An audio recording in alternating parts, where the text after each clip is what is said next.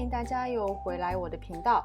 现在呢，正是蛤蜊盛产的季节，所以今天呢，就想给大家分享一道非常简单又非常好吃的姜葱炒蛤蜊。这里呢是1公斤的蛤蜊，买回家以后，先加适量的盐和清水浸泡半天，让它们吐沙，把沙吐干净的蛤蜊煮出来才会好吃。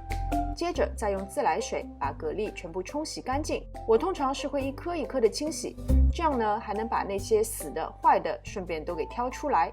洗干净的蛤蜊倒入锅中，再加入没过蛤蜊的清水，大火煮开以后，加1大勺的料酒，继续煮1分钟左右，直到它们开口。再次把它们冲洗干净以后，沥干水分，放在一边备用。接着来调一个酱汁，就是把屏幕上方所打出的所有食材混合拌匀。我这次呢是调了一个豆瓣酱口味的，我用的这款豆瓣酱并不是那种死咸的，如果你用的是比较咸的豆瓣酱，可以减少甚至省略生抽的部分。大蒜头和生姜我都是切片，小葱切断，并且分开葱白和葱绿的部分。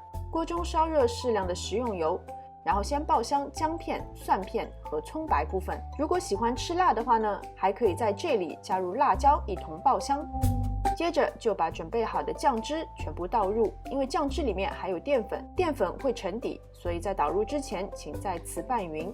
随意扒拉几下以后呢，就可以把刚刚汆烫过的蛤蜊和葱绿部分一起倒入锅中。开口的蛤蜊其实是已经煮熟了的，所以只要把它们翻炒均匀就可以出锅了。是不是真的超级简单呢？这样煮出来的蛤蜊不仅非常好吃，而且肉非常的嫩，一个接一个，完全停不下来。